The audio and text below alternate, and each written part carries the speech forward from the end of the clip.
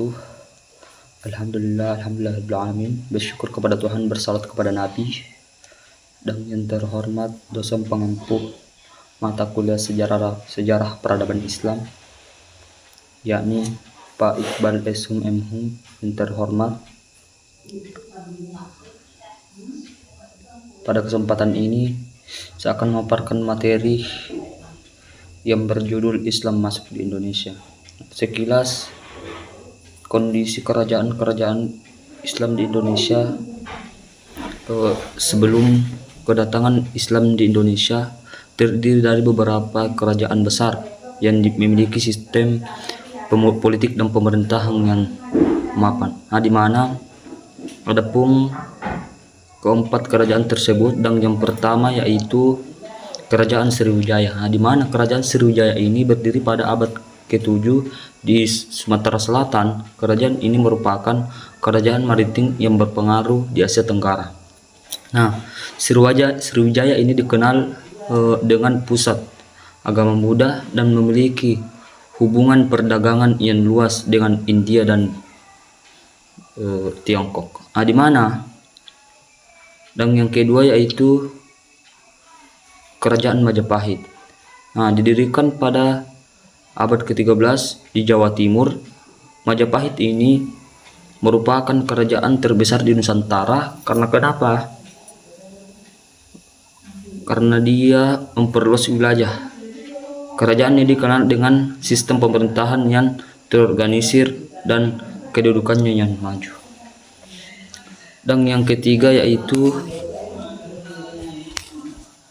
Kerajaan Mataram atau kuno, yaitu terletak di Jawa Tengah. Kemajuan ini dikenal dengan warisan budaya seperti Candi Borobudur dan pembinaan. Dan yang keempat atau yang terakhir ialah Kerajaan Berdiri dan Singasari. Di mana kerajaan yang keempat ini berada di Jawa Timur. Kedua kerajaan ini memiliki pengaruh besar dalam bidang seni dan budaya. Pada kerajaan keempat ini berpengaruh besar dalam bidang seni dan budaya karena seni dan budaya. Baik, itulah tadi pemaparan materi dari saya. Baik, saya akan melanjutkan dari materi teman saya, yakni bagian B, masuknya Islam ke Indonesia. Islam masuk ke Indonesia pada tahun 7 Masehi. Pada abad 7 Masehi, yang dimana pada saat itu Islam masuk melalui jalur perdagangan. Dan pada saat itu juga para pedagang yang berasal dari Arab, Persia dan India. Mereka para pedagang ini datang ke wilayah Nusantara untuk berdagang, yang dimana salah satu barang dagangan mereka yakni rempah-rempah dan kayu cendana dan barang-barang lainnya. Kemudian daripada itu, mereka juga tidak hanya membawa barang dagangan tersebut, tetapi mereka juga membawa ajaran-ajaran Islam, yang dimana untuk disebarluaskan kepada penduduk lokal pada saat itu. Kemudian saya akan menjelaskan beberapa faktor penyebaran agama Islam di Indonesia. Yang pertama adalah faktor jalur perdagangan. Di pelabuhan penting yang berada di Sumatera, seperti Pelabuhan Barus dan Lamuri, itu adalah sebagai tempat awal yang didatangi oleh para pedagang Islam yang berasal dari wilayah-wilayah tadi yang saya sebutkan. Yang dimana para pedagang ini dikenal baik oleh masyarakat lokal. Mereka dikenal sebagai orang yang jujur, amanah dan berakhlak baik, sehingga penduduk setempat pada saat itu tertarik memeluk agama Islam karena para pedagang tersebut memiliki sifat yang mulia tadi ini. Yang kedua adalah peran Kerajaan Samudra Pasai. Kerajaan Samudra Pasai yang berdiri sekitar 1261 Masehi, yang bertepatan di Aceh, adalah merupakan kerajaan Islam pertama di Indonesia. Kerajaan ini menjadi pusat perdagangan sekaligus pusat penyebaran Islam di wilayah Asia Tenggara. Dan salah satu tokoh utamanya adalah Sultan Malik As-Soleh. Kemudian yang ketiga, yakni penyebaran Islam di wilayah-wilayah lain. Di sini ada 3 wilayah, Jawa, Sulawesi, dan Maluku. Nah, ketika Islam menyebar ke wilayah Jawa, Islam itu masuk melalui pesisir-pesisir utara Jawa, seperti Jawa Tengah dan Jawa Timur. Yang dimana peran besar dalam penyebaran agama Islam di Jawa ini yakni dilakukan oleh Wali Songo. Wali Songo yakni 9 wali Allah yang berdakwah di Jawa dengan menggunakan budaya lokal.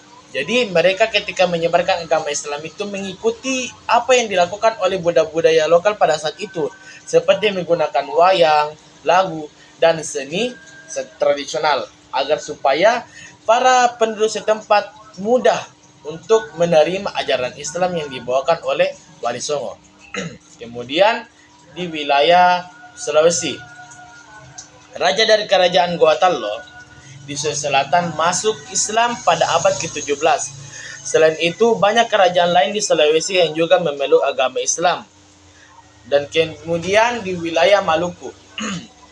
Di wilayah Maluku, yakni yang terletak di wilayah timur Indonesia, Kesultanan Ternate dan Tidore menjadi pusat kekuatan Islam yang berkembang pesat di wilayah Kepulauan Maluku.